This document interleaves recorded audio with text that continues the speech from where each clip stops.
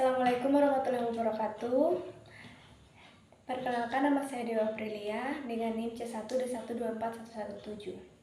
Di sini saya akan mempresentasikan hasil mereview jurnal dengan judul Penerapan Komunikasi Partisipatif pada Pembangunan di Indonesia.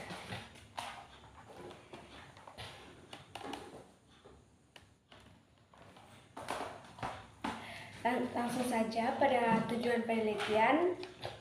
Jurnal ini secara luas membahas penerapan komunikasi partisipatif dalam konteks pembangunan di Indonesia. Penulis menyoroti pentingnya pendekatan yang menempatkan masyarakat sebagai aktor utama melalui dialog, keterlibatan aktif, dan pengambilan keputusan bersama. Meskipun konsep ini memiliki potensi besar dan mencapai keberhasilan pembangunan, praktik di lapangan menunjukkan bahwa implementasinya masih belum optimal. Banyak program pembangunan yang cenderung bersifat top-down sehingga partisipasi masyarakat rendah dan keinginan program terhambat. Penelitian yang dilakukan menggunakan metode survei dan analisis deskriptif mengungkapkan berbagai studi kasus yang menunjukkan keberhasilan dan tantangan dalam penerapan komunikasi partisipatif. Kemudian, pentingnya komunikasi partisipatif dalam pembangunan. Jurnal ini menegaskan bahwa komunikasi partisipatif merupakan aspek krusial dalam keberhasilan pembangunan masyarakat. Pendekatan ini menempatkan masyarakat sebagai aktor utama, bukan sekadar penerima pasif dari program pembangunan yang dikembangkan oleh pemerintah atau pihak lain. Dengan melibatkan masyarakat secara aktif melalui dialog dan interaksi, diharapkan pembangunan dapat lebih relevan dan berkelanjutan serta mampu memenuhi kebutuhan masyarakat yang sebenarnya. Kemudian ada tantangan dalam praktik implementasi. Meskipun konsep ini tergolong segar dan memiliki potensi besar, praktik di lapangan menunjukkan bahwa implementasinya masih menghadapi berbagai kendala. Banyak program pembangunan yang bersifat top-down di mana keputusan diambil oleh pemerintah tanpa melibatkan masyarakat secara efektif. Akibatnya, partisipasi masyarakat rendah dan program seringkali tidak sesuai dengan kebutuhan lokal.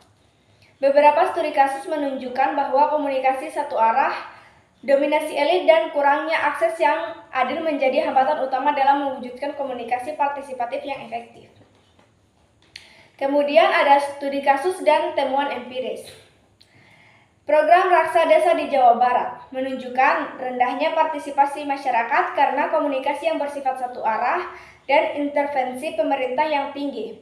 Hal ini menyebabkan berkurangnya konvergensi komunikasi dan partisipasi aktif dari warga. Kemudian ada program Primatani di Pontianak, melibatkan petani dalam proses ide, perencanaan, dan evaluasi yang meningkatkan pengetahuan dan sikap petani. Meski demikian, penerapan inovasi belum sepenuhnya optimal, menunjukkan perlunya pendampingan berkelanjutan.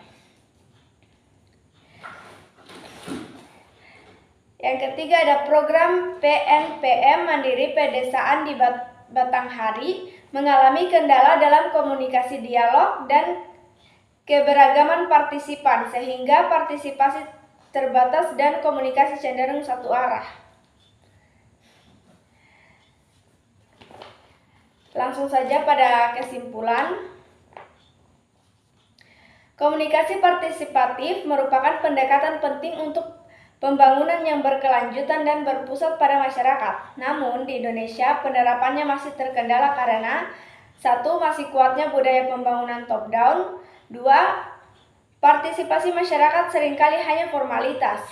Yang ketiga, banyak program belum menyesuaikan dengan kebutuhan real masyarakat. Untuk itu, diperlukan fasilitator pembangunan yang aktif menggerakkan masyarakat. 2. Dialog yang terbuka dan sejajar. 3. Keterlibatan tutor sebaya dan tokoh lokal dalam pemberdayaan masyarakat. Konsep pembangunan ideal adalah kegiatan masyarakat yang didukung oleh pemerintah, bukan program pemerintah yang dilaksanakan oleh masyarakat.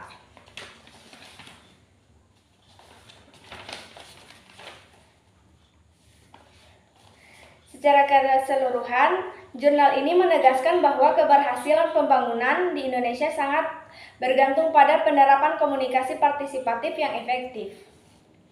Pendekatan ini harus didukung oleh proses dialog yang terbuka, akses yang adil, dan keberagaman partisipan. Dengan demikian, pembangunan tidak hanya akan lebih relevan dan berkelanjutan, tetapi juga mampu memberdayakan masyarakat secara menyeluruh. Upaya peningkatan kapasitas, inovasi teknologi, dan budaya komunikasi yang inklusif menjadi kunci utama dalam mewujudkan komunikasi partisipatif yang efektif dan berkelanjutan. Mungkin itu saja.